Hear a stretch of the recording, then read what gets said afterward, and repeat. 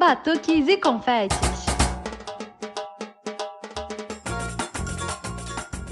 Olá, pessoas! Aqui é a Nath Fischer do Batuques e Confetes e chegamos à nossa 164ª edição do podcast, né? Vocês devem estar estranhando, agora era para entrar a voz da Gabi, né? Mas no episódio da Audione, eu não participei da gravação, né?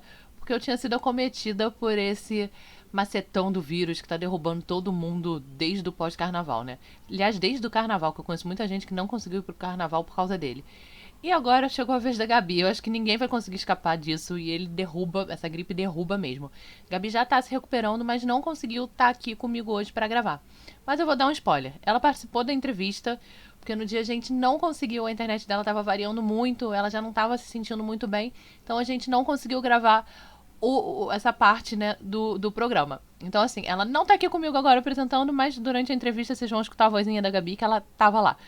E antes de começar o episódio propriamente dito, queria reforçar o convite que a gente vai estar na semana que vem, né, no dia...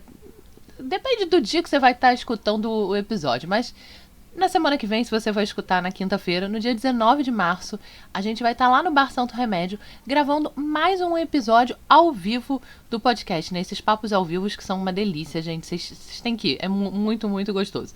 Dessa vez a gente vai falar sobre carnaval de rua, né? O tema vai ser os desafios para botar o bloco na rua. E a gente vai receber a Rita Fernandes, presidente do Sebastiana, o Vitor Belarte, que é a pessoa por trás do perfil do Cidade Pirata, né? O Zé Mota, lá do Sargento Pimenta, e o João Marcelo, do Fogo e Paixão. Todos os 4 já passaram por aqui, alguns até mais de uma vez. Então, ó, escuta o episódio dessa semana e já pega pra maratonar, pra encontrar com a gente lá no dia 19, que esse papo vai ser muito, muito legal. E eu acho muito bom também a gente já começar a discutir como vai ser botar o Carnaval de 2025 na rua, né? Porque é cada vez mais dificuldade, cada vez mais coisa, cada vez mais pedido. Então, assim, a ideia da gente é essa, é começar a discutir como vai ser botar o Carnaval de 2025 na rua. E, gente, é muito estranho estar fazendo um episódio sem a Gabi, de verdade. Entrando no episódio de hoje, propriamente dito, eu vou apresentar o convidado que, gente, sério, pra mim, foi muito, muito emocionante, assim. É uma pessoa muito importante na minha vida, muito importante na minha vida como jornalista, assim. Então, acho que vocês vão amar essa entrevista, que tá muito legal. Bom, gente, a gente está recebendo aqui no Batuques e Confetes hoje uma pessoa que eu vou falar que é um dos grandes responsáveis por eu gostar tanto de carnaval e por eu gostar tanto de fazer jornalismo de carnaval, né? A gente tá querendo trazer ele aqui há muito tempo, mas hoje deu certo. Bom, eu fico até emocionada de falar de verdade, assim, porque muito do que eu aprendi de carnaval, do que eu sei de carnaval, eu devo a ele. Miro Ribeiro, tudo bem, Miro? Oi, Natália. Oi, Gabriela. Bom falar com Batuques e Confetes. E com essa abertura, né, eu já posso até ir embora, já está tudo certo, já ganhei a noite, já ganhei o dia. Legal, bom a gente ter amigos, né? Você sabe que nessa história da vida a gente está sempre aprendendo, né? Enquanto a gente estiver vivendo e tiver um pouco de percepção, a gente está sempre aprendendo. E eu acho muito legal você falar isso, legal para mim em particular, permita-me me encher aqui, ficar vaidoso, é sinal que a gente está fazendo alguma coisa que tem alguma relevância, né? Que alguém está conseguindo aproveitar. Fico muito feliz. É um prazer estar conversando com você e saber que você gosta da nossa história, mais ainda do que eu, do Carnaval, e partir para toda essa história. Estou à disposição de vocês. Use-me e abuse-me. Para quem não sabe, eu fui estagiária da Rádio Roquete Pinto e eu ficava na baiazinha do lado do Miro, olhando de olho comprido, assim, quando o meu caráter carnavalesco estava sendo formado.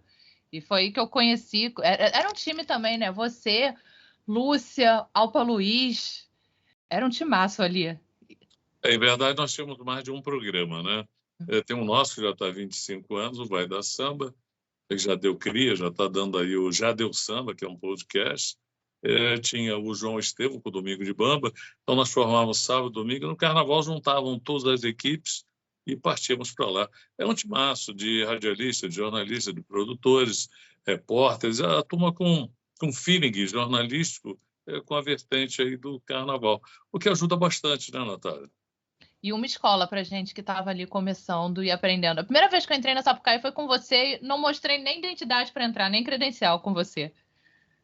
Não. Naquele tempo dava. As coisas vão mudando. Eram mais fáceis, eram mais românticas, né? e a tendência é cada vez ficar mais profissional. Até esse ano mudaram a apuração, tivemos lá dificuldades com relação ao credenciamento da imprensa num todo, num geral. Acho que houve erro de comunicação por parte de quem organizou esse credenciamento, mas a disposição para os presidentes que estavam apurando tiveram uma organização melhor, tiveram mais liberdade para apurar, porque você sabe que nós somos complicados, a gente quer notícia. Então, ficava lá no pescoço do presidente, diretor de harmonia, de carnaval, todos os segmentos, buscando aquela emoção do momento. Fora ser na apoteose, chuvas, sol, vento, lá na cidade do samba tem calor, é mais organizado, estamos longe dessas intempéries, do jeito que ficamos expostos aqui. E irmos nos adaptando às novas tendências, né? Miro, são quantos anos cobrindo o carnaval? Você sabe que eu gosto muito da história, né? Eu gosto mais do fato histórico que das datas. Eu posso te lembrar algumas coisas, mas nós temos aí, deixa eu te ver, eu tenho, desde 1975, comecei a trabalhar no jornalismo, na Rádio Metropolitana e TV Tupi. Então, tenho uns 50 e alguma coisa, 50 anos de profissão, mas devo ter, no mínimo, uns 40 anos fazendo participando, né, desse festejo popular, que não era o que virou o nosso carnaval e desfile da Marquês de Sapucaí. Era uma outra história de bloco, de rua, né, uma situação diferenciada, mais familiar. Hoje tem essa competição. Mas nós já estamos aí nessa brincadeira, Natália, uns 40 anos para frente, por aí. Miro, a gente tem uma pergunta aqui para começar. Eu não ia fazer ela, não, mas eu não consigo desapegar dela. E agora que você deu a deixa da história, de falar da história, né? Que como é que começou a tua relação com o carnaval? Como é que começou esse teu contato, que nasceu esse amor? Você sabe que tem umas coisas engraçadas. O meu filho, quando nasceu, o Rafa fez agora 38 anos, dia 18 de fevereiro. Quando ele nasceu, eu estava tocando o samba da Estação Verde Mangueira, o anestesista estava ouvindo o samba da Mangueira. Ele é mangueirense, eu não influenciei. Eu sou torcedor pela Estação Verde Mangueira, mas eu fui menino, garoto, no bairro chamado Piedade, Abolição, bem na fronteira ali da Piedade com Abolição, com clubes como o River Futebol Clube, Oposição. Aí mais para frente você tem o CCIP, já tem a Capixaba de Pilares, difícil é o nome, e mais aqui para a Piedade, Infância da Piedade, Academia da Abolição, muitos blocos, um local chamado Tramela, que é uma esquina perto do clube chamado River, Tramela, Tramelinha, que depois deu Tramelinha. Eu lembro de carnaval, quero acreditar, tenha sido Infantes da Piedade, na esquina da rua que eu morava, a Rua Bernardino de Campos, na Piedade, esquina com a Rua do Rio, que é João Pinheiro. Tinha ali um local chamado Sermava, uma fábrica de ônibus, e hoje é um condomínio residencial, e eles ensaiavam ali na rua, que era uma confluência ali muito interessante. Então, a gente não tinha, nessa época, o garoto, né, a visão hoje de carnaval do jeito que nós temos.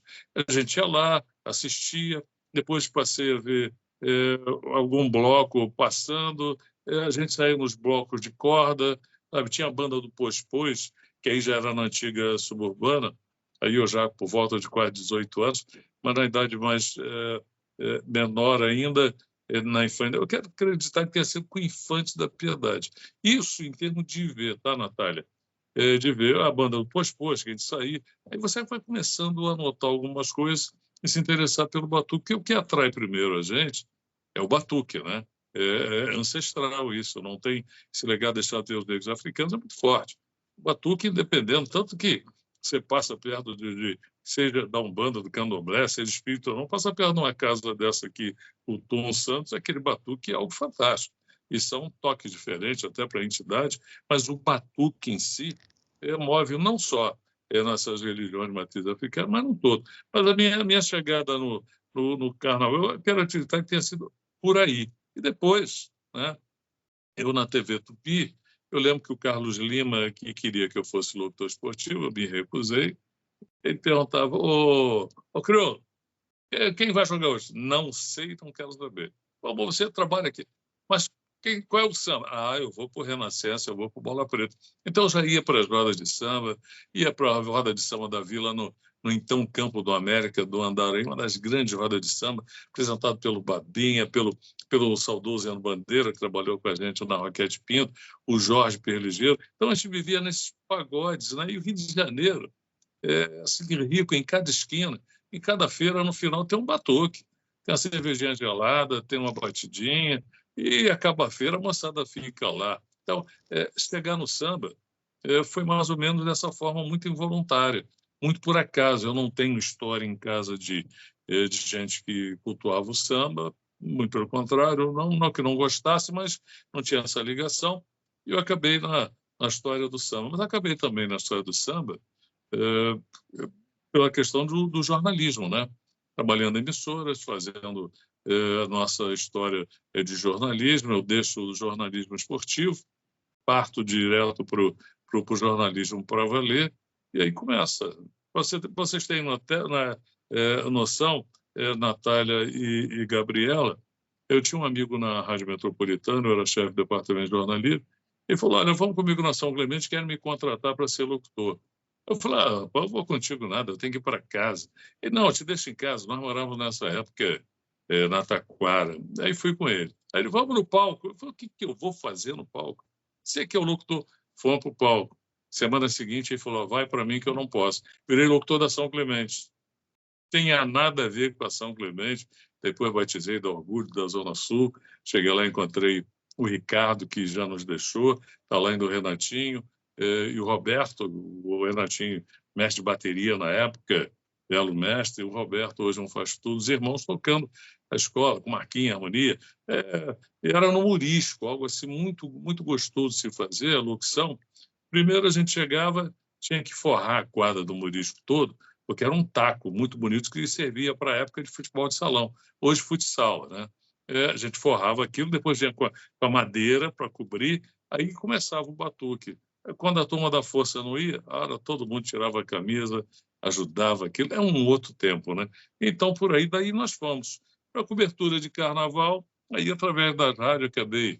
Eu acho que a primeira que eu fiz, eu não sei se foi Metropolitana ou foi Rádio Tamoio, mas na TV Tupi eu já acompanhava aqueles bailes todos, baile do Tigre, baile do Scala, baile do Vermelho e Preto, e claro, o meu bola preta querida, né? A minha bola preta, né?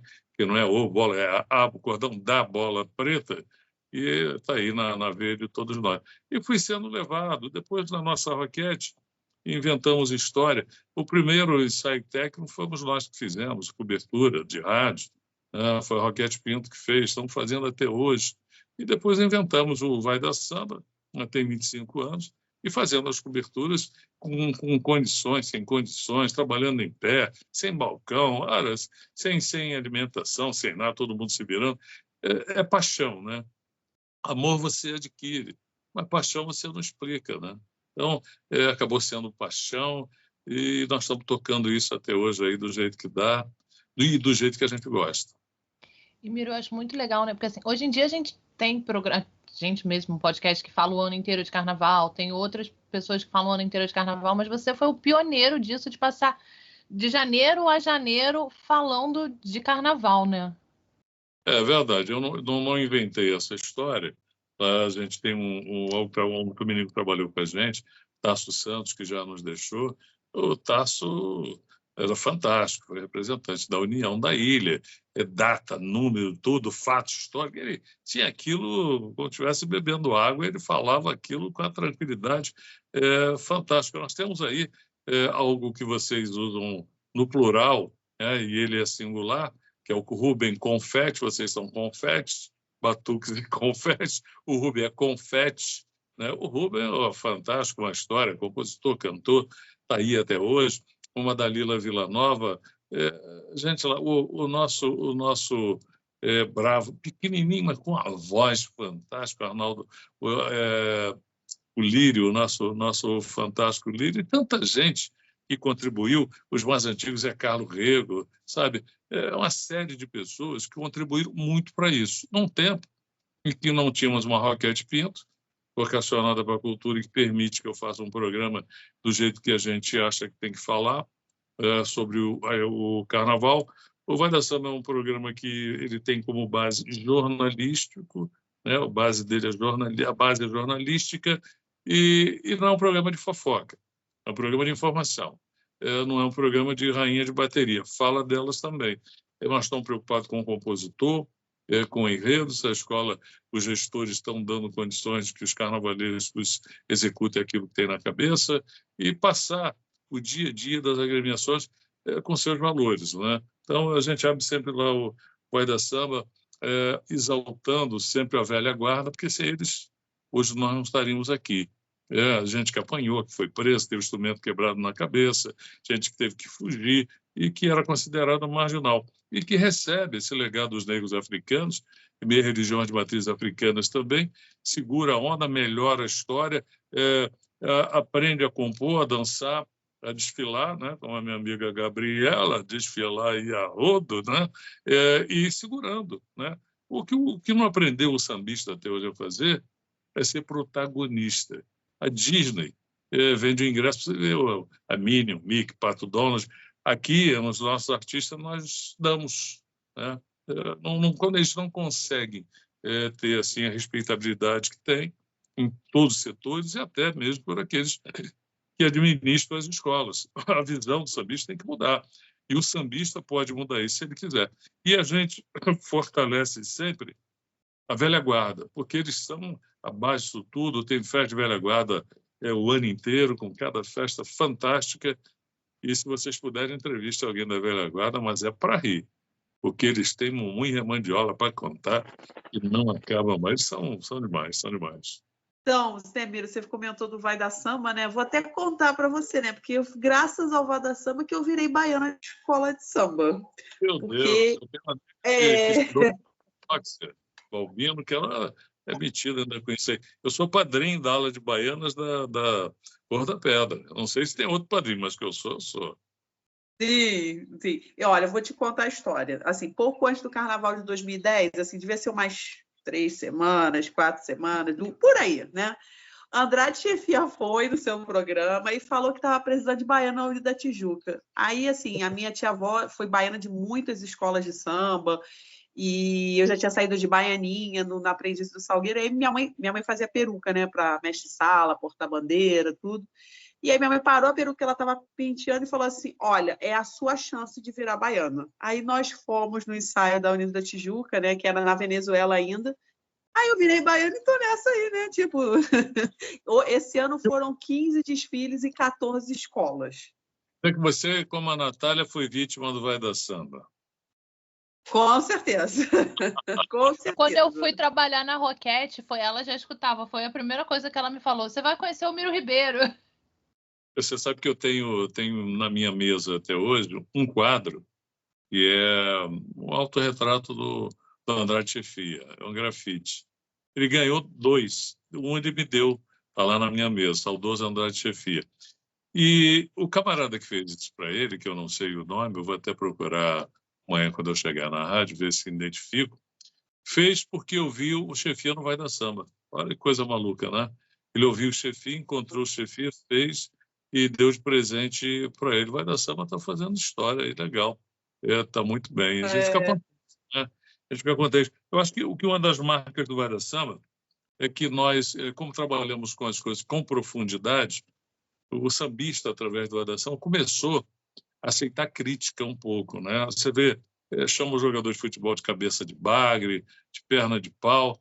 Antigamente, se você fizesse isso com o sambista lá atrás, 25 anos atrás, ele esperava na esquina lá e a pancadaria estancava, né? Então, eu acho que o Vai da Samba ajudou a que eles pudessem ter uma visão e, claro, como eu falo sempre, jornalisticamente, a gente pode atacar a obra, não a pessoa que fez, que aí é uma outra situação. Mas o povo tem direito de gostar ou não gostar, achar que está bonito, que está feio. É direito nosso fazer isso. O que eu não posso é dizer, ó, aquilo lá é um negócio assim, mas não é quem fez, né? Não podemos ofender a pessoa. Então, acho que uma das grandes contribuições para o sambista é esse. O outro, como é tocar o samba inteiro. Como ontem eu brincava com Marcelo Pacífico, vocês devem ouvir, por favor, esse sabe tudo, mais alguma coisa. é historiador para valer, lembra data, número, dia, até a marca da cueca do sambista, ele sabe lá qual é, ele sabe tudo, conhece. Então, ontem nós estávamos falando e eu brincando com ele. Ô, Marcelo, o que eu mais escuto é Cabo Carnaval. Aí as pessoas, eu pergunto, quem ganhou o Carnaval? Ele diz, peraí, vou pensar. Quem ficou em segundo? Quem desceu? Não lembro. Então, vamos tocar a Viradouro, que foi a campeã, para a gente começar a resgatar aquilo que a gente ouve no dia a dia. Então, o programa tem essa missão. Vocês têm noção, eu fiz o Vai da Samba aos sábados, 18 anos. 8 anos. Agora nós estamos de segunda a sexta. Eu faltei a 5 programas. A gente tem que ter o respeito com quem está do outro lado, respeito às pessoas que escutam, independente se é 1 milhão, se é 1, tanto faz se é 1, 2, 3, tanto faz. É o respeito com o sambista que está lá do outro lado e que ligam para a gente, que participam, que fazem pergunta, e a gente tenta dar sempre a informação que sabe, quando não sabe, eu não sei, vamos buscar. Depois não tenho a menor preocupação em eu falar, eu quero que o presidente fale, que o carnavalesco fale, e não tem problema com furo de reportagem. Não existe negócio de furo. Furo era lá atrás, quando um jornal dava e os outros só davam no dia seguinte. O ouvinte da minha rádio escuta lá 8 da noite, gente, a notícia que eu vou dar, ele já ouviu 8 da manhã em outro, e daí? Não tem problema nenhum. Cada ouvinte do seu lugar. O meu vai ser o primeiro a ouvir através daquilo que a gente está falando, né? Os outros são do primeiro e outras rádios. Só se for mais doido como eu, fica ouvindo tudo por aí, aí vamos saber. Senão, então é muito legal, a gente gosta muito de fazer o Vai da Samba, porque tem esse perfil de informação acima de tudo. A gente está levando cultura, né? Com certeza. E essa coisa de ser o ano inteiro é muito importante também, né? Porque assim, muita gente... A gente sabe que a maioria das pessoas... Semana passada foi ao ar um programa da gente com a Rita Fernandes. A gente estava até falando isso com ela, mais relativo ao carnaval de rua. Mas que muita gente acha que o carnaval só acontece de dezembro a fevereiro. Quando lembra que tem em dezembro, né? Não acha que é de janeiro e fevereiro só. E é importante a gente mostrar que o ano inteiro se faz... Para ter o carnaval em fevereiro, se faz carnaval o ano inteiro, né? E isso movimenta uma economia, movimenta muita coisa o ano todo. Para exemplificar um pouco o que você está falando, Natália, os dados oficiais desse último carnaval falam em 5 bilhões, né? 5 bilhões para o município de Janeiro. Teve um tarado aí que disse que carnaval dava prejuízo. Carnaval movimenta a cadeia econômica e produtiva. Cultura e economia podem e devem andar juntos, anda aí para e passo sem o menor problema. Agora, tem gente, como você falou, que acha que estala um dedo, sai um carro alegórico. Não é assim, não. É história, é cultura, é dedicação, são artistas de arte, são ferreiros, são escultores. Tem gente que vai afinar o instrumento, tem que encorar todo aquele instrumento, se fazer uma fantasia, sabe? A Gabriela, que gosta de tirar uma onda de baiana, né? Ela sabe que aquela roupa é em homenagem às baianas da Bahia, tem que ser exatamente igual, é todo um aparato. É o cuidado, é o carinho, são pedras, e tem que ver se é pena se é pavão, se o pavão é albino, se for tem que pintar, se não, olha, é uma loucura o que se desenvolve. É uma indústria de transformação muito grande e que mexe com a economia, a cidadania, dá emprego, o negócio é louco, não para. Acaba um carnaval, começa a se desmontar o que se tem para reaproveitar, peças são vendidas, outras são desmontadas, para outra fantasia do ano seguinte, transformação de carro alegórico que um dia é uma barca, no outro vira um Cristo Redentor com as ferragens. São artistas que tinham fazendo acabar o carnaval um local só para exposição disso tudo. A gente sempre fala com relação a isso, a gente sabe que é utopia, não dá para fazer, né? Porque imagina cada carnaval juntar aquela... Não tem como. Mas pelo menos um documento fotográfico, uma exposição para todo mundo ver que essa nossa obra popular é um negócio que merece o maior respeito, tanto que fomos consagrados alguns anos atrás com a maior festa popular do mundo a céu aberto, e que passa por tanta coisa, olha, tanta gente que exemplifica aquela música que diz assim, se não fosse o samba, quem sabe eu seria do bicho, ou seja, se não fosse o samba, eu seria marginal. Seria bicho solto. O Machini, que é chamado síndico da passarela, que coordena toda aquela história, é né? De Machine, porque foi chamado de Machine na França. O francês ficou louco, que é isso? De Machine é máquina de sambar. É uma máquina, ele é uma máquina, ainda samba, barrigudinho ainda risca bem lá, a Marquês de Sapucaí. Então, são coisas que são deixadas de lado a turma que acha que estala o dedo, só quer sair no carnaval para jogar beijinho. Que lado é a televisão? Que lado é o futebol? Aí passa, pega o beijinho, sai na capa do jornal, na revista. Mas o dia a dia das coisas é muito bonito, é muito gostoso de ver e, além de tudo, é uma confraria. Eu acrescento sempre um dado, eu falei aqui que nós começamos a fazer os ensaios técnicos, você pega um Rock em Rio, página de jornal. Final de ano, página de jornal. Os grandes eventos na cidade, página de jornal. Jogo no Maracanã, página de jornal. Matou, espancou, não sei o quê. Você faz um ensaio técnico de graça, você agrega 40, 50 mil pessoas, no dia seguinte não tem página de jornal. Nós estamos falando e que algo que culmina o carnaval. Esse ano começou dia 6 de janeiro. Acabou dia 17 com o desfile das campeãs de fevereiro. Página de jornal para fazer o quê? Nós vimos lá, claro, que alguém beliscou alguém, que alguém assaltou alguém. Teve incidência como tem, mas não em função do sambista. O sambista é altamente organizado, solidário. Eu canso de ver na Sapucaí nos ensaios técnicos, chega lá alguém tomando a sua cervejinha, acaba, aí do lado tem uma família, aí o cara, pô, meu irmão, não tem onde comprar, me vende, o cara vende, sempre para cá, come, bebe, vira família também, é um congraçamento maior. E precisava o poder público prestar atenção para dar um apoio maior à questão logística de se chegar, de se sair com segurança, com transporte, liberar metrô e o transporte de massa, que são os coletivos, e também, em verdade, de massa para valer o trem, para as pessoas poderem se deslocar com mais tranquilidade. E outra coisa, né? Parar ali na porta da Marquês de Sapucaí, botar um serviço, pudesse atender o turista. Eu que frequento aquilo o ano inteiro, passo, vejo, chega turista, para com a van, não tem ninguém por orientar, fica tirando foto de fora, tem que ter algo oficial. Para a gente vender o nosso país lá fora. Quando fazemos isso, então podemos vender nossos produtos, rolar negócio, aumentar o nosso PIB, somatório aí de todas as nossas riquezas, nosso produto interno bruto. É novidade. Não, qualquer um vê isso. Agora precisa ter quem queira fazer, né?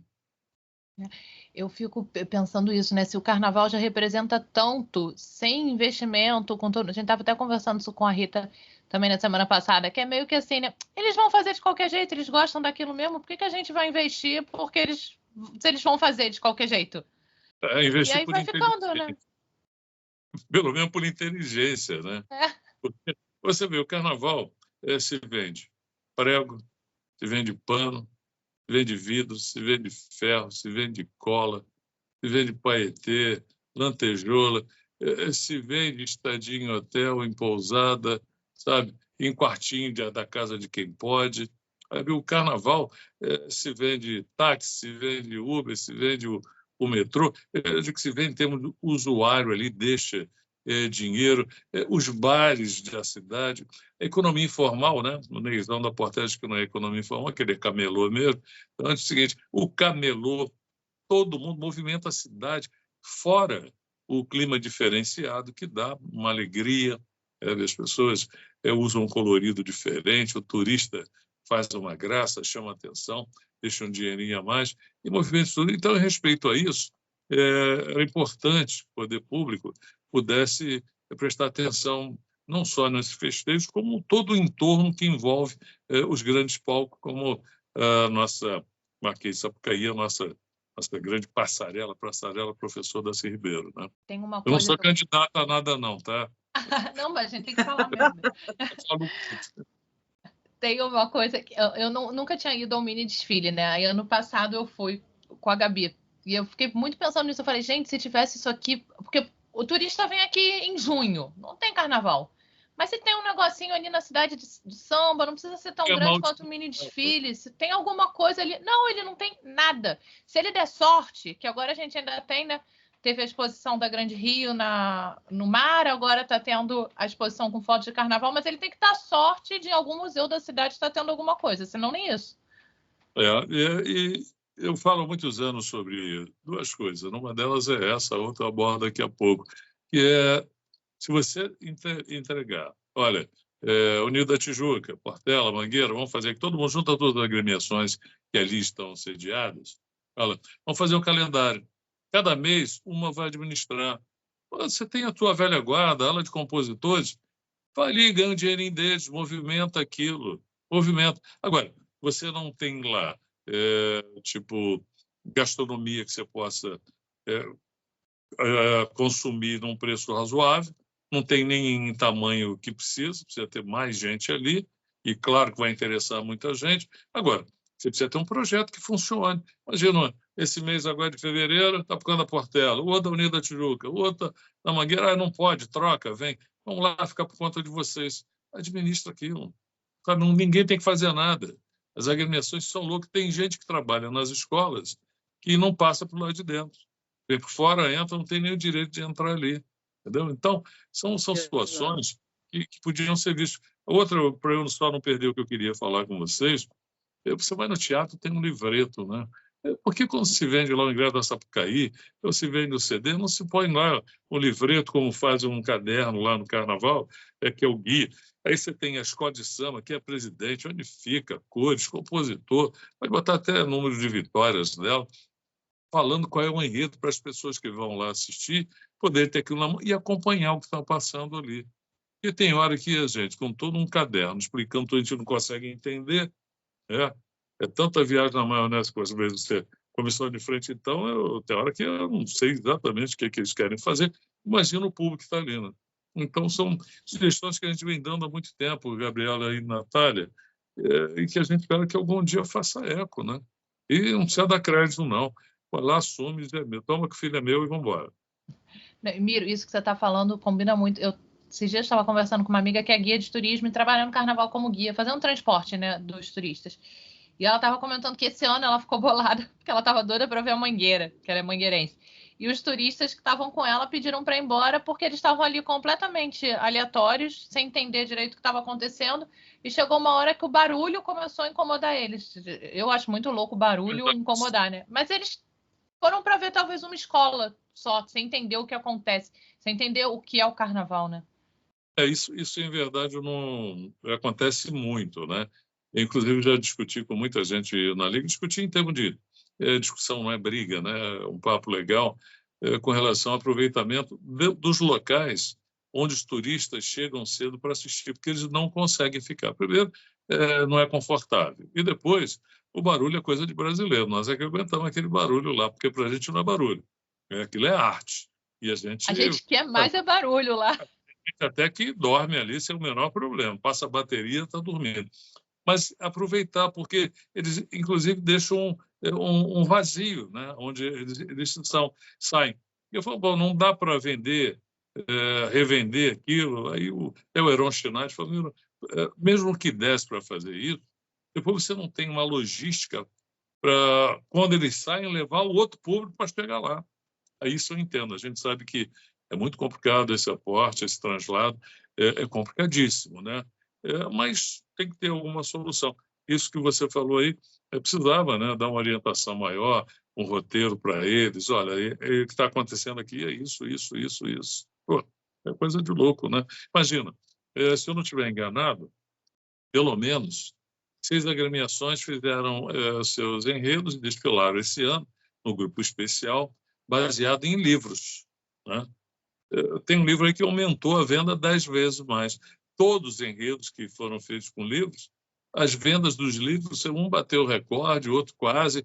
Você vê, né? A gente está falando de uma cultura autora relegada, marginalizada, e que tem um perfil como esse. O Caê fez na Imperatriz sobre o museu. O museu pegou fogo depois, mas antes, o grupo escolar foi ao museu, porque a escola trouxe à baila o interesse, muita gente que não tinha ainda foi, e teve a oportunidade de ver um museu que não vai ver mais, pegou fogo, vai ver outro museu, mas aquele, olha quem pôde, mas quem possibilitou isso?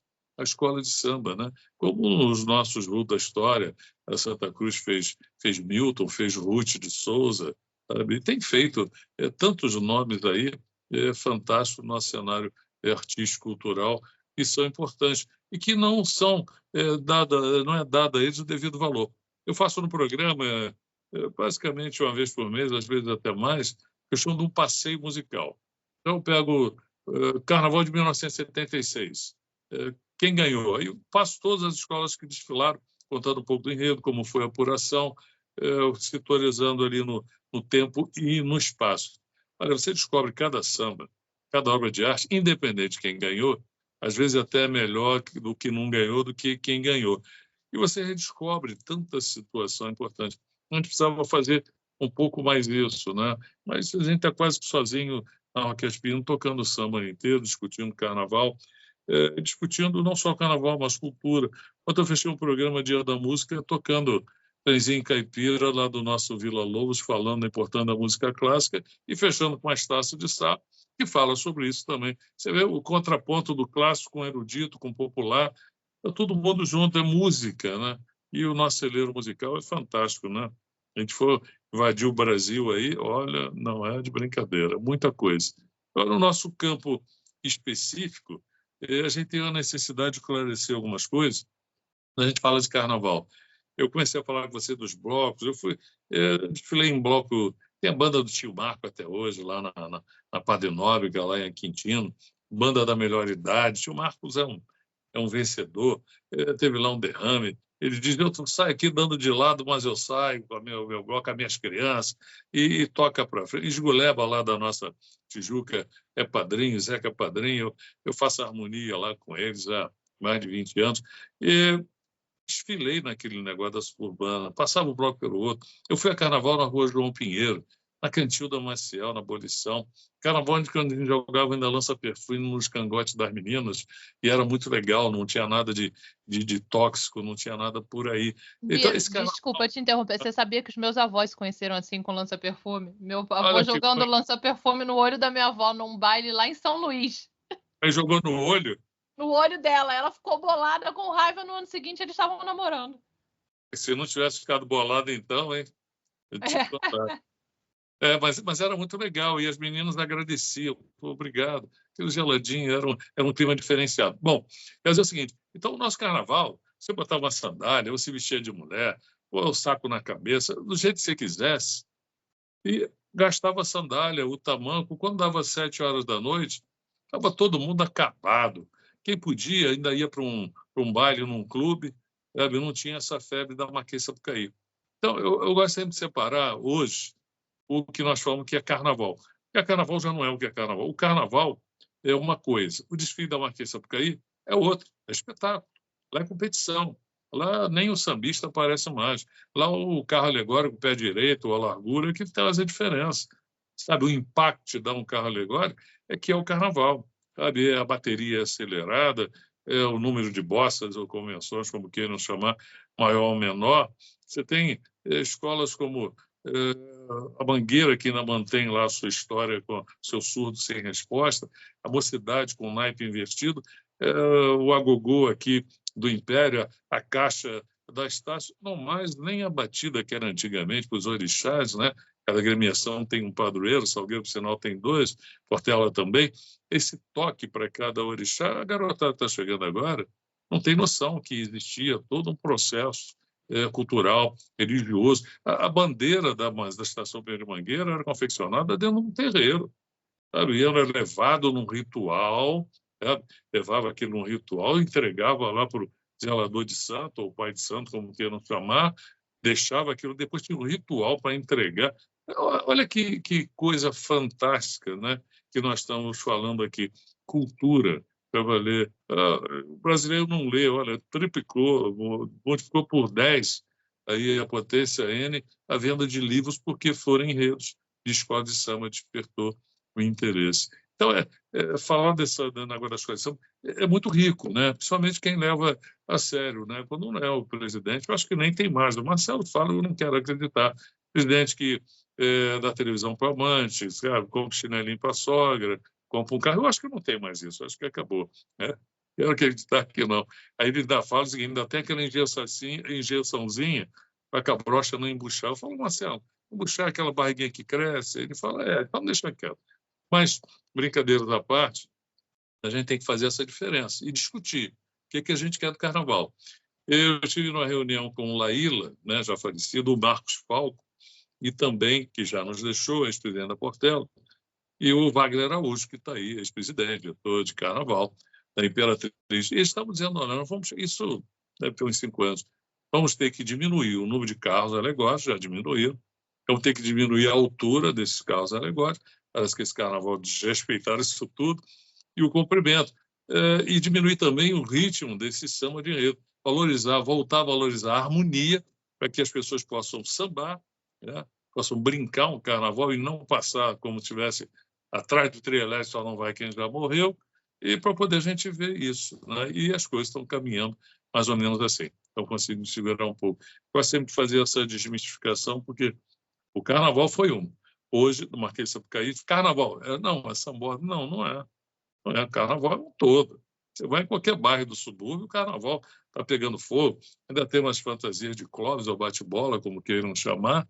É cultura, muita gente vem dali. Para quem leva a sério, andaram marginalizando também por eventos esporádicos, né, pontuais, mas não é isso. Levam a sério aquilo. Até eu conheço um grupo de bate-bola que até a cueca tem que ser igual de todo mundo, para vocês verem a seriedade. Conferem. Aquele carnezinho, né? O ano inteiro eles fazem o carnê ainda, pagando o carnê, eu acho aquilo o máximo. E são militares, são advogados, não que quem tem aí uma profissão mais humilde faça diferença. Não, eu estou dizendo que é a valorização, não são médicos que vão lá, que pagam esse carnê, Natália, e tocam para frente a história. Né? Muito legal. Então, o carnaval é tanta coisa para a gente falar, lá do samba de terreiro. O Alessi Brandão fez concurso para entrar para uma aula de compositores. Né? Então, você vê hoje, quando você vê discutir samba de escritório, samba de ala aberta, é uma discussão muito ampla, cada um tem uma visão, eu tenho a minha, muita gente. Eu acho que a ala tem que ser aberta mesmo, ela tem que ter um critério. Hoje nós vemos aí nesse carnaval, o compositor concorreu com ele mesmo em 6 agremiações diferentes. Então, vamos lá. Mas é competência de cada gestor, cada um faz o que quer. E a gente ainda, muita gente quando pensa em carnaval, essa galera que acha que o carnaval é só de janeiro e fevereiro, né, pensa logo na Sapucaí. E a gente ainda tem intendente, eu não conheço a intendente, Miro, mas eu acho que hoje em dia, para assim, vontade de ir desfilar, eu confesso que eu tenho mais vontade de ir para intendente do que para Sapucaí. São coisas completamente diferentes. Só que as pessoas, quando falam da Intendente Magalhães, outro ano nós tivemos a Hernani Cardoso, tirou da Intendente Magalhães. Eu estive no último ano da Intendente Magalhães, e no único ano até agora, da Hernani Cardoso, que esse ano já voltou de novo para a Intendente Magalhães. Se falava muito da Intendente Magalhães, sempre com certo preconceito.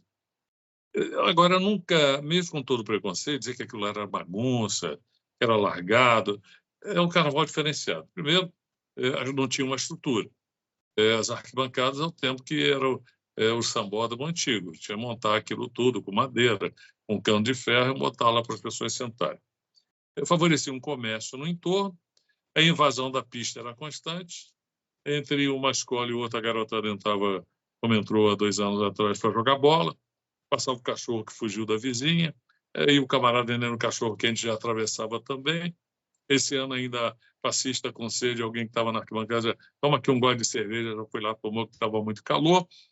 Mas que ninguém possa esquecer que de lá saíram os grandes mestres de bateria, intérpretes, sabe? Saíram de lá os grandes e que fazem o carnavalesco. Então tem que ter um olhar diferenciado, aprimorar aquilo tudo. E, independente do carnaval, ainda tem essa questão econômica, que a dona Gabriela, a dona Natália e seu Miro, e vai ter carnaval, prepara lá, faz um puxadinho na frente da casa, bota uma barraquinha e vai vender lá seu quitute, a sua cerveja, a sua batida, já vai ganhar um dinheirinho também. Então, tem esse aspecto socioeconômico, cultural, que a gente não pode desprezar. É um reduto dos mais importantes, disputado, que merece uma atenção redobrada, que se puder melhorar ali, é fantástico. Agora, Miro, falando do carnaval esse ano, eu vou te perguntar, fiquei sem opinião formada, mas queria saber o que você achou da iluminação da Sapucaí. Olha, essa iluminação da Sapucaí, né? Bom, para quem não conhece a história, foi feita uma proposta de que cada escola pudesse usar uma iluminação própria, diferenciada, vai estar na Marquês de Sapucaí, e os carnavalescos usam ou não.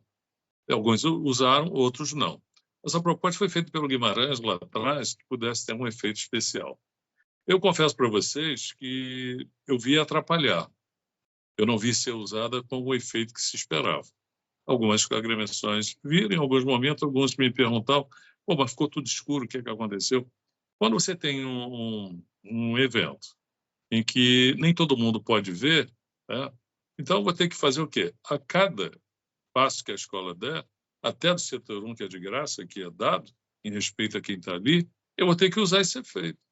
Porque se eu vou usar só no setor 3 ou no setor 7, e o resto que passou a escola? Esse efeito não existiu para eles? Não serviu para nada?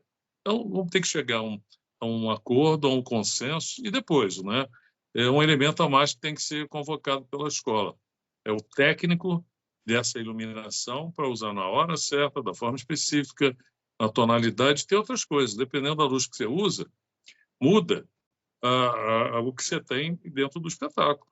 E eu não quero acreditar que tenha tido esse pudor maior já nessa época, nesse período agora, para se pensar nisso, entendeu? Então, eu vejo como toda novidade tem dois aspectos, né? Você tem medo daquilo que você não conhece ou você rejeita, né? E a gente não está rejeitando esse aspecto, mas tem um lado que tem que ser visto com carinho, com cuidado, para não se estragar um espetáculo que não merece ser estragado. Então, eu tenho meu pudor com relação a isso. Vamos estudar, vamos pensar. Agora está facultado, né? Não é obrigatório. Não é obrigatório. É igual a escola de samba. Quem quiser não parar no recuo de bateria, pode ir embora. Entendeu? Não tem problema nenhum. Quem não quiser fazer bossa, também não precisa. Pode passar reto. Não tem problema nenhum. Mas fica a critério de cada um. Não, Emílio, e eu acho que também tem um pouco a ver com isso, né? Por exemplo, eu, enquanto desfilante, é bem chato, assim, sabe? Você desfilar no escuro, as pessoas não estão complicado. Vendo, você está vendo as outras pessoas, né? Eu acho que né? Tem uma coisa que tem que ser estudada ainda, né? Eu acho que é aquela coisa, né? Sempre, se você falou a mudança, né? Sempre vai ter aquele receio do novo, tudo. Mas ainda não está certinho, não. Assim, para a gente que desfila, eu acho que é até meio broxante, assim. A gente está lá e, bum, apaga a luz, ninguém está mais vendo a gente, né? E até porque, Gabriela, esse apagar de luz não é feito nos ensaios. Quando você ensaiou lá para desfilar, não tem esse efeito. Vai ser elemento surpresa para ser usado na hora do desfile, entendeu? Para ter, quem sabe, o efeito que eles querem dar nessa situação, né? Agora, eles têm que parar para prestar muita atenção com relação ao trato que tem que se dar a isso, né? Tem que se respeitar o que é feito numa escola de samba. Você pega um mestre de bateria e tem um papel não só da liderança e do conhecimento de todos os instrumentos, ele funciona ali como assistente social. Ele dá um dinheirinho para o componente, às vezes, que não tem para casa, faz o cara voltar para casa que brigou com a mulher. O cara, às vezes, é brigão no geral, ele aconselha, ele é psicólogo dele também. Tem um aspecto fantástico. O mestre de bateria tem uma função, além de ser, né, aquele que está com o apito na mão ou com a batuta, regendo 250, 300 componentes. Não é só isso. Não é só entendedor daquilo que ele faz magistralmente. Mas tem esse aspecto também psicológico, social, e que as pessoas não sabem. Como o papel da escola de samba, que sempre for, assim como o clube é o prolongamento da nossa casa, a escola de samba é o prolongamento também da nossa casa, né? Você vê na escola de samba, o avô, o neto que está tocando porque o avô tocava, você vai para as escolas de mirins, presidida lá por Edson Marim, 17 agremiações. As crianças, para desfilarem, têm que estar estudando e terem passado de ano, porque se não passar, não desfila. Sabe? Ainda tem um pudor muito grande no respeito de não ter concurso. Lá não tem concurso. Ninguém ganhou, ninguém desceu. Tem alguns prêmios diferenciados para categorias. A criança não sai de lá, digamos assim, chateada porque perdeu. Não, sai contente porque desfilaram. Então, a gente tem que ter um olhar muito grande, abraçar aqui a questão das escolas de samba, a nave-mãe e também as crianças. E a continuidade da nossa história, que a gente ama tanto. Não, Miro, e essa coisa da bateria, eu acho, assim, foi muito forte comigo. Eu não sei se eu cheguei a te contar, eu fiz um ano de celeiro de bamba, que é a oficina aqui da Vila Isabel, né? Você falou assim. E como mudou a minha relação com a escola, assim, eu era vila, sempre fui, mas aquela coisa assim, descia no ensaio da 28, às vezes nem assistia o ensaio todo, voltava.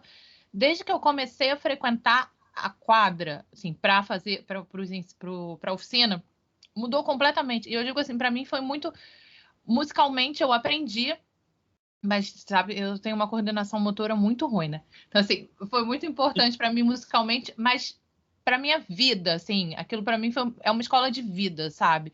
Papo de ontem mesmo começou o celeiro, a temporada desse ano. Eu não vou conseguir fazer pelo meu horário.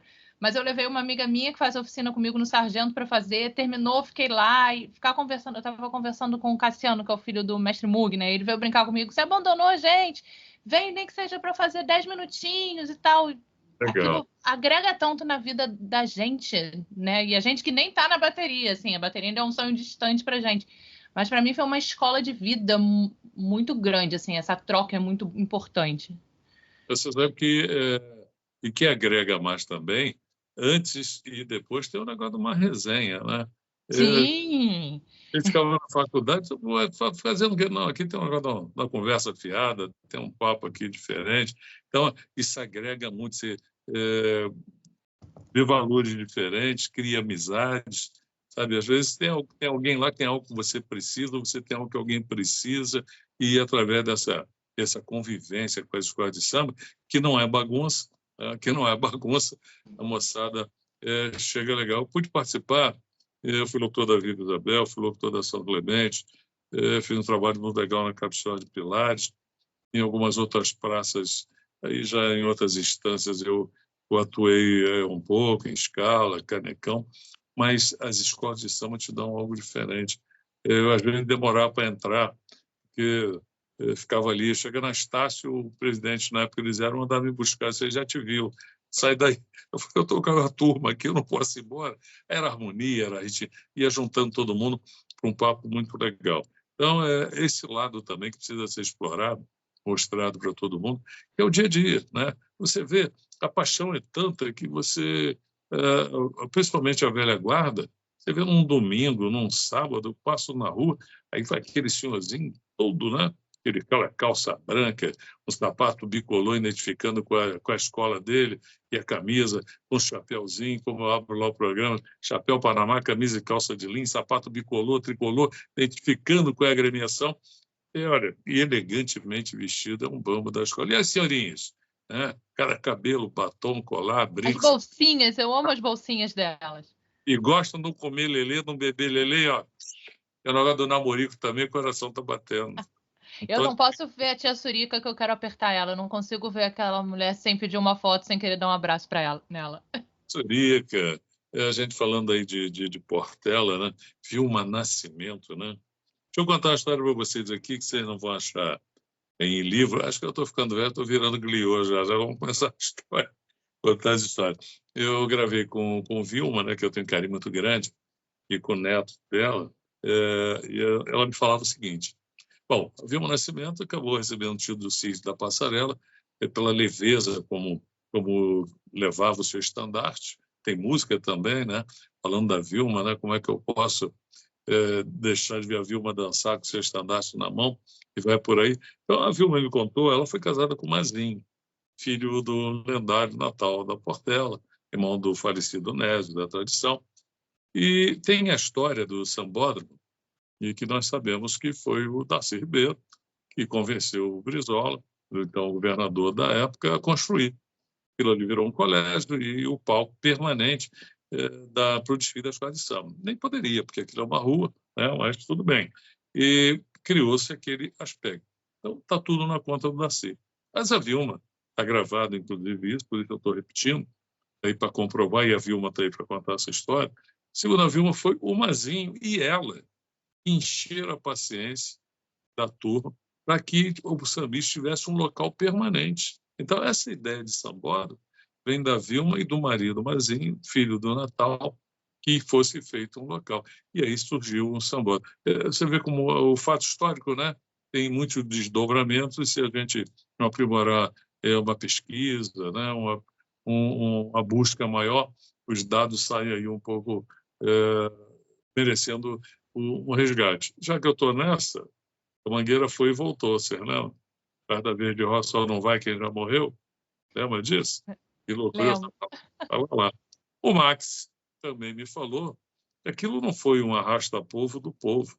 Ele convenceu os empurradores de carro que se eles voltassem a Mangueira ia pagar, que não tinha recebido, iam largar os carros.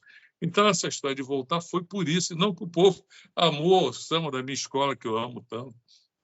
Não foi por isso, foi exatamente o Max, né? Também está gravado isso com ele contando na época que foi assim. Então, são fatos históricos só para ilustrar a história do nosso carnaval, a Sapucaí. Tem outra testemunha aí muito engraçada que a gente conta daqui a pouco. Não, isso é uma das coisas que me fascina no carnaval, né? Essas histórias, e às vezes pessoas que estão do nosso lado que a gente nem imagina, assim.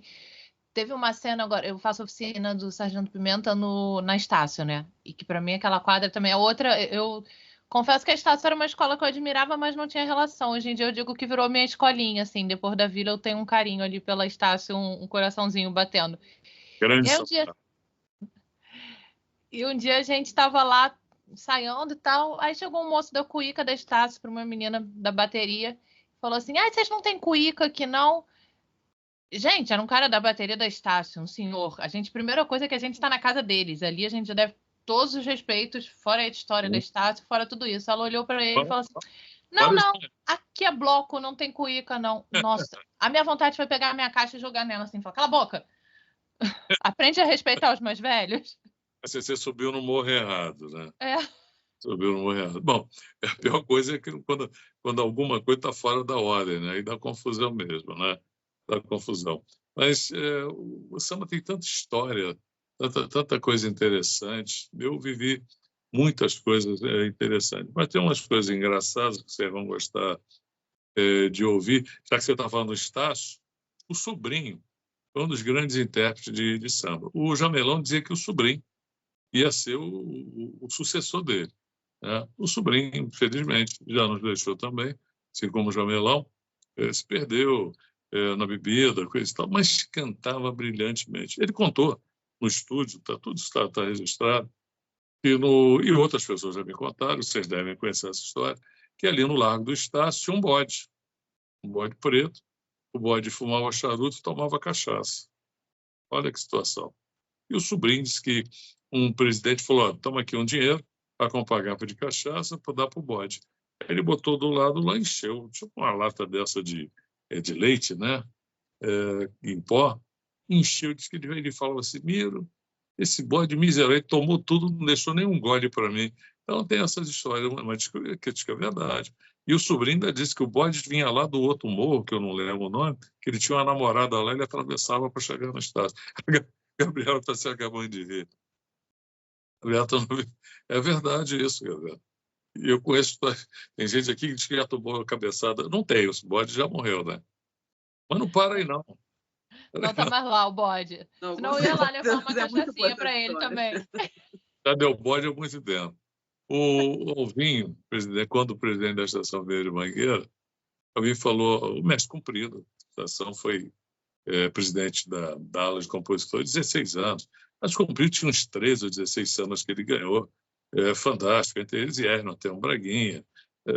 Muito, muito legal. E Cumprido falou para o Alvinho, para ganhar o campeonato, eu fui lá em Santa Cruz, a vovó foi lá num terreiro de Macumba, a vovó disse que ia ter que matar um bode. Aí o Alvinho falou, eu não acredito muito não, mas já que a vovó falou, deu o dinheiro para o Cumprido, matar o bode. Chegou lá na apuração, naquela época não era meio ponto, um ponto. O que aconteceu? A Mangueira perdeu por meio ponto para Beija-Flor. Aí passou um tempo, o Alvinho encontrou o Cumprido, lembrou e falou, Cumprido, você me contou aquela história, eu te dei dinheiro para matar o bode, você matou o bode? Eu matei. E nós perdemos por quê? Ele falou, o Laíla matou 3, aí complicou. Quer dizer, ele matou um bode, lá Laíla matou 3. Eu falei, ainda tem inflação lá em cima também. Quer dizer, quem matar mais bode ganha o carnaval. Loucura isso, né? Então, são as histórias do carnaval para ilustrar que vão fazendo parte dessa história aí, que a gente aplaude tanto. E é o que faz essa magia, né? E foi um carnaval bonito esse ano, tá? Foi um carnaval bonito, eu gostei do que vi, umas agremiações esperando um pouco mais, outra gente vendo dificuldade em desenvolver enredo, outras que você esperava que fosse fazer a diferença, ficaram ali, e depois como diz o Sérgio Professor, tem escola que deveria estar no grupo, no desfile das campeãs. Eu pergunto para ele, e tira quem? Ele falou, não sei, eu não sou jurado, isso é o problema do jurado, não é meu. Eu só acho que agora quem tinha que tirar, eu não quero saber. Aí é complicado a beça. Mas o carnaval saiu daquela tutela que era dos banqueiros de bicho, que investiam dinheiro, hoje tem patrocínio, né? Conseguem fazer um carnaval com a sustentabilidade um pouco melhor. E eu quero, se vocês me permitissem aqui, deixar um abraço muito forte para o Jorge Perligeiro, que ainda é presidente da Liga, pelo seguinte, o Jorge criou algo chamado Carnaval do Povão. O Arlênio Lírio apresentava com ele, esse que eu falei no começo, nosso Arlênio Lírio, uma voz fantástica, sabia tudo de samba, de carnaval. E quando ele fez o Carnaval do Povão, era então a Série A. A Série A depois juntou com a Série B, virou a Série Ouro, que é o que nós temos hoje aí. Mas era especial, Série A, B, C, D, E, vamos lá, grupo de avaliação Tenente Magalhães. Quando ele cria o Carnaval do Povão e começa a transmitir, ele fez melhorar a qualidade do espetáculo. Porque quando as pessoas passavam lá e não tinham uma televisão, eles bagunçavam, botavam de qualquer jeito. Quando começou a aparecer, começou a cobrança. Espera aí, você não fez carnaval. Aquela alegoria que você desgastou um dinheiro, não foi. Aquela fantasia, que aquilo é fantasia, começou um questionamento. Quando você traz um grupo A melhorando o grau de excelência, você traz a reboque o B, o C, o D, todo mundo. Então, eu abraço sempre o Jorge por isso. Eu fiz com ele, de 7 anos que ele fez, eu fiz 6. Depois eu fiz um para o SBT, fiz um para o CNT com Paulo Stein, fiz um para Bandeirantes, fiz mais 3 carnavais, não do Povão, porque aí o nome era dele. Mas a importância que, se hoje nós temos aí uma série ouro com essa qualidade, que às vezes os comentários falam, isso aqui podia estar no especial, podia estar desfilando lá que dava para competir. É porque lá atrás teve um Carnaval do Povão que trouxe a reboque com esse grau de qualidade. Você sabe que é uma das lembranças da minha infância com meu avô, Miro. Meu avô, ele nunca foi a uma quadra de escola de samba, mas era um salgueirense, assim, salgueirense já tende a ser doente, né? É difícil ver um salgueirense light. É mais diferente. Nem melhor, nem pior. Apenas diferente. Aliás, fez agora, no dia 5, o aniversário da Academia do Samba, aniversário de Salgueiro. E aí, o meu avô era daquele que brigava com uma amiga dele que era mangueirense. Todo carnaval eles brigavam no telefone. Era um ligando para o outro quando acabava o desfile. Para sacanear o outro, e no final de quarta-feira eles brigavam. E uma das lembranças que eu tenho forte com ele virava todas as noites assistindo, era a gente em Guapimirim, que ele tinha uma casa em Guapimirim que a gente ia no carnaval, assistindo o Carnaval do Povão. Aquela TV que girava para passar, sabe? Não tinha controle, ia girando. Ela quer me envelhecer, Gabriela, você viu? Parece que ela era garotinha, com avô. Quer me envelhecer, Gabriela, me vendo lá no Carnaval do Povão. Mas eu estava lá girando a televisão com a mão também. Pois é, mas marcou legal, né? Nós não tínhamos essa história. Então, ele deu a condição ao grupo de acesso de ter uma identidade mais forte e melhor, brigar por subvenção, tanto que criaram esse grau de excelência que nós temos hoje, né? Agora, continuo discutindo a questão de como se apurar, não, mas como se julgar as escolas de samba, né? Acho que o julgamento merece aí uma outra discussão. Eu acho que o critério atual a gente merece discutir, é comparativo, sabe? Eu não gosto muito dessa questão do comparativo. Eu acho que se a Gabriela passou para merecer 10, eu vou dar 10. Não vou esperar a Natália passar para saber se a Natália está melhor para dar. Então, vou dar 9,9 para ela? Não. Se é 10, 10. Tem critério de desempate. Então, no final, que desempatem isso, né? O que eu não posso é me furtar. Um 10 ou então ir para casa. Aí eu vi no noticiário, a mulher, eu vi lá na Joquete Pinto que essa escola que foi a boa, a televisão falou aquilo, o estandarte de ouro deu... O estandarte de ouro julga o que é melhor de cada escola, não é a escola melhor, né? Tanto que é um de cada agremiação, basicamente. O estandarte é para premiar, a Natália foi a melhor porta-bandeira, a Gabriela foi a melhor passista. Tanto foi, sabe, ela foi a melhor, que até entra um pouco nisso que eu estou falando, melhor. Aí o camarada escuta aquilo, vai lá, muda o voto dele. Então, acho que tem que ter um critério discutido melhor. Você vê, no casal de mestre sala porta-bandeira, sozinho, representa o mesmo número de pontos e tem uma bateria. É muito E tem uma... injusto isso, né? Como é que é um peso muito grande, né? Peso muito grande. Então, tem umas coisas que você pode tentar melhorar, temos avanços. Agora, tem coisas que não tem para mudar. A escola de samba é aquele formato. Você pode botar aqui, como Laíla avançou o casal de mestre sala e porta-bandeira, por achar que demorava ali atrás. Entendeu? Tá bom, vamos lá. Acho que pega o casal de mestre sala e porta-bandeira porque fica sem um som no ouvido, né? Só não dá para mudar a roupa do casal de mestre sala e porta-bandeira no meio do desfile. Aí é outra Aí doeu. Aí é outra história, né? Outra história, né? Eu também. Mas são inovações. Eu vi o Paulo Barros fazer na Parede do Tuiuti um enredo sobre Portinari. Ele ainda não era do grupo especial e que veio com a saia da porta-bandeira vazada, né? E quando há sempre um critério muito grande de que não se pode praticamente nem ver o pé da porta-bandeira, tem que estar devidamente protegida, né? É o pavilhão, é a representação maior daquela agremiação. Então, é uma história complicada. Mas a própria ala de baiana tem sofrido, né? Antigamente, as baianas viviam como baianas só. Hoje representam enredo, né? Não é isso, Gabriela? E tem que se discutir também peso de fantasia, casal de mestre de porta-bandeira, baianas, né? Precisamos discutir tanta coisa. Vamos dar leveza a isso, né? Vamos trabalhar melhor o espetáculo. Se pensar na fantasia de uma bateria, né? Tem fantasia aí que um esbarra no outro.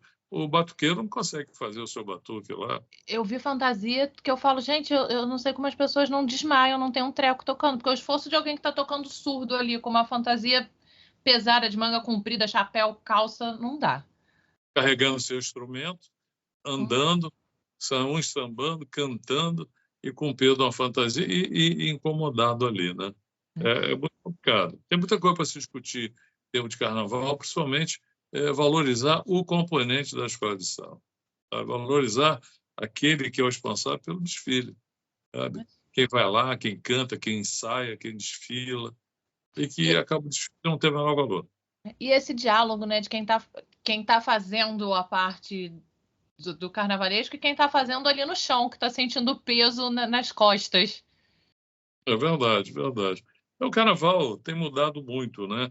Eu fiz questão da gente falar sobre essa questão do que é carnaval, do que é as coisas. O carnaval a gente continua brincando no cordão da bola preta, revitalizando numa esquina e outra.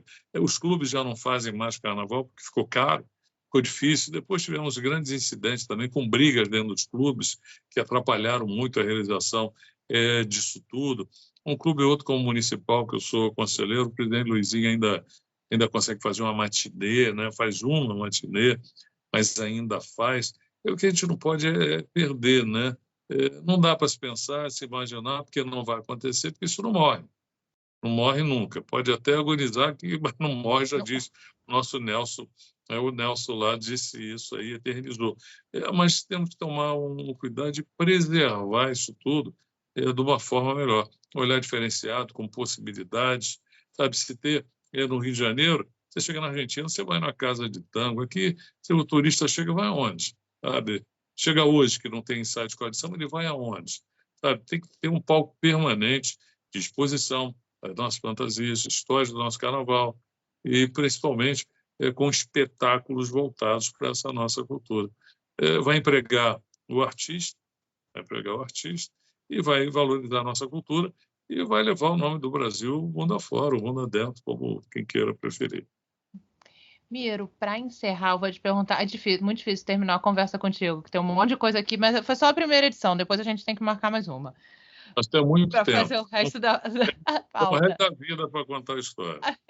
Só não vai demorar o tempo que a gente demorou dessa vez. Mas a gente tem uma... Foi o quê? Foram 4 anos de batuques e confetes até você vir pela primeira vez. Agora tem que bater cartão pelo menos todo ano. Já estou aqui fazendo a minha carteirinha, cartão Por favor. de ponto. Mas a gente tem um quadro aqui para encerrar o programa. Normalmente é a Gabi que faz, mas ela está ali meio congelada hoje. Eu vou passar a perna nela e vou fazer. Estava fechado. Vai na tua terapia aí, não vou passar a perna em você hoje, não. Bom, não, problemas internéticos aqui, entendeu? Então, vamos lá, gente. Miro, olha só. Agora da Natália está fechado. Se ela quiser falar, nós não vamos ouvir. Ah, não, mas eu abro aqui, rapidinho. Tá legal. Aí que eu já estou virando técnico nessa história. Já está sabendo tudo. Gabriela, a próxima reunião é você que vai marcar e a gente só vai entrar.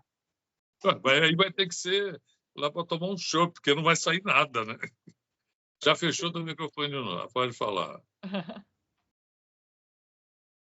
Bom, gente, então, né, Miro, a gente adorou, vai ter que voltar de novo, entendeu? E olha só, chega o nosso momento terapia de carnaval. Você vai ter que respirar fundo, fingir que está num divã virtual e dizer para a gente o que o carnaval representa na tua vida. Olha, não é uma pergunta difícil de responder, não. Mas também não é algo fácil de expressar, né? É tanta coisa que representa o carnaval. Para eu até de trás para frente, eu poder estar participando do Batuques e Confetes com você, Gabriela, com você, Natália, que contam, que se esperaram lá no Vai da Samba. Eu tenho registro de amigos, o carinhosamente chamado de Gaguinho, trabalha com o Chico do Babado, ele se tranca dentro do quarto para ouvir o Vai da Samba. Eu já cheguei em casa de pessoas aí do comércio, empresários, e que a esposa falou, você que é o Biro? Ele me larga de lado para ouvir o Vai da Samba. Tem compositor que já disse que já a namorada tentou, ou Vai da Samba ou eu, e largou a namorada. Né? Que ninguém faça isso, que o Vai da Samba o ano inteiro, por favor. Mas para exemplificar o que apresenta o que você me perguntou, é um pouco disso, a gente entender que alguém precisa levantar a bandeira, porque esse legado é muito forte. Essa cultura, né, da estrada pelos negros africanos, esse batuque, conte-se a história que quiser, cada um vai ter um lado para contar diferente, que lá na sua agremiação era assim, que na outra era assado, que o samba da minha escola é melhor, que o outro é que é o melhor. Não, aqui eu tenho mais valores, o meu enredo foi o bom. O legado é poder estar participando dessa cultura com tanta representatividade. É uma cultura, como eu falei antes, que representa desenvolvimento da cadeia econômica e produtiva, que gera cidadania, que tira a gente da marginalidade, que leva cultura para valer, cultura na veia, sabe? Pega cada enredo fantástico e você fica olhando e diz, puxa vida, isso aí é a escola de samba que faz? Você para não ir muito longe, você pega um consagrado Cid Nazaré, que você, só o regionalismo, pato no tucupi, no suene, tacacá, o que é isso? Não, isso é comida lá de Belém do Pará. Olha só a referência que nós temos. Quanta gente entendeu de história, de geografia e da história do Brasil. Você vê um Império Serrano que começa com a Turma da Força. Quando eu digo a Turma da Força, é a turma do Cais do Porto, que pegava peso mesmo, de movimento sindical, que se insurge. Você vê uma tradição e vai para a rebeldia com o Nese, tanta gente importante cria uma dissidência. Não pode ter. Mas imagina uma escola de samba com dissidência, você vê partido político, né, com intelectuais. Aí uma escola de samba faz isso lá atrás. O Império também foi dissidente, ela da sua origem, e sai mantendo, né, de forma, digamos assim, mais empírica, sem um poder econômico ali que sustentasse, contando lá atrás, às vezes, com a batuta, com um empréstimo que depois é pago regiamente com juros através dos banqueiros de bicho, e tem uma colaboração, não são pessoas que possam ser desprezadas, não. Você pega uma beija-flor antes e depois do Anísio Abrão Davi, é outra história. Bom, esse legado, essa riqueza cultural dos sambas de enredo, dos temas abordados, embora a gente vá passar aí por pasta de dente, né? Sorriso para ficar pasta de dente, falar de avião por patrocinadores, não sendo o patrocínio pelo patrocínio, mas o patrocínio para bancar um enredo, legal. Então, essa diversidade que a gente tem, as oportunidades, todo mundo na escola de samba, eu falo no programa o seguinte, é a maior, o samba, a escola de samba, sou responsável pela maior democracia do mundo, sabe por quê? Você pode ser o dono do maior império, você pode ser o dono de metade do mundo. Às vezes, o funcionário mais humilde na escola de samba é o presidente, o diretor de bar, é quem manda em você lá. E como é que é essa convivência? ombreado, pede igualdade, você acata a ordem dele, que lá a máxima é querer ganhar o carnaval. Tanto faz se você é negro, branco, índio, tanto faz sua cor, sua raça, sua etnia, escola de samba está todo mundo irmanado. Tanto faz se você é católico, protestante, evangélico, da Umbanda, Candomblé, espírito, tanto faz. Escola de samba é todo mundo. Tem padre que é cantor. União da Tijuca, tinha um padre Omar lá que cantava. Sabe? Padre Miguel, era um padre de Padre Miguel, que cantava na escola de samba, Padre Miguel. Temos escola de samba evangélica, de tudo que é jeito. Então, esse legado é algo muito forte. Um legado tão forte, pega o negro, açoitado, e o Pamplona consegue convencê-lo a ser enredo lá em 1960. Porque você desfilar de rei é legal, mas desfilar de escravo é complicado, principalmente para quem é negro e que ele conseguiu. Então, e que mais tarde, né, bem mais tarde, você vai transmutar isso aí para poder falar dos orixás. Hoje se permite até que se fale das entidades da Igreja Católica. Não se podia falar de São Jorge, não se podia falar, quando falou do Cid de Nazaré, Davi de Nazaré, houve um simbolismo, só luzes simulando que ali estivesse.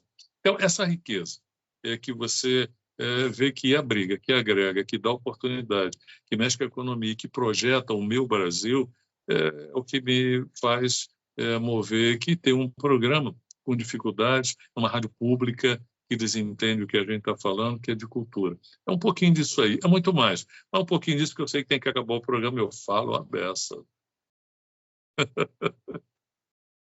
Juntamos 3 que falam pra caramba. Muito Pois legal. Mira, estava anotando aqui a sua resposta. Foi grande, tá? Mas eu tive que virar até a folha do meu caderninho, porque eu viro a terapeuta aqui, então eu tive que virar a folha do meu caderninho, mas eu consegui anotar tudo. Excelente resposta. Miro, obrigada. Em vez de deitar no divã, botei você para deitar. Foi tipo isso. Olha, Miro, a gente adorou esse papo. Por favor, né, a gente vai mandar a carteirinha. A Nath, quando te encontrar, já entrega a carteirinha. Toda segunda-feira, eu saindo do trabalho, eu encontro com o Miro no bar.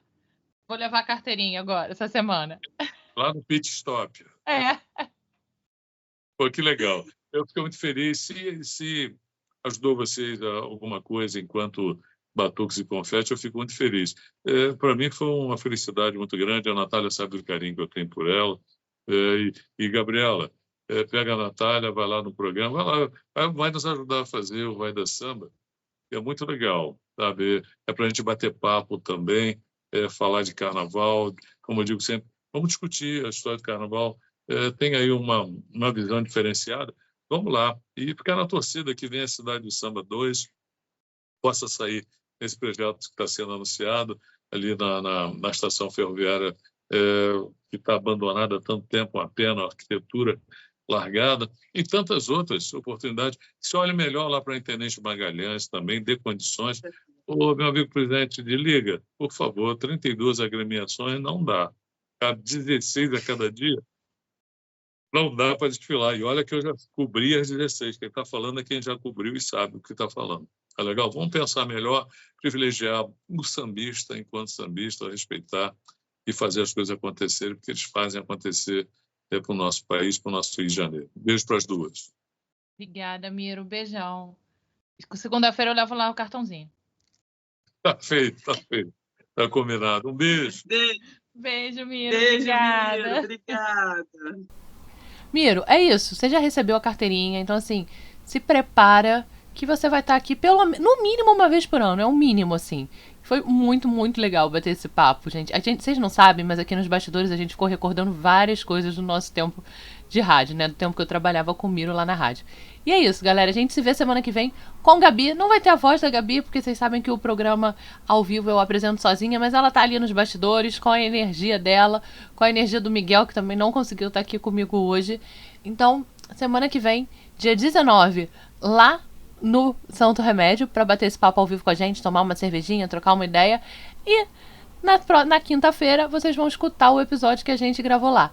E na outra semana ele vai estar disponível no YouTube para quem quiser acompanhar com as imagens, né? Mas lá vai ser muito legal, hein? Ó, escuta o que eu tô falando. Aparece lá que vai ser muito legal. É isso, galera. Até semana que vem. Beijo!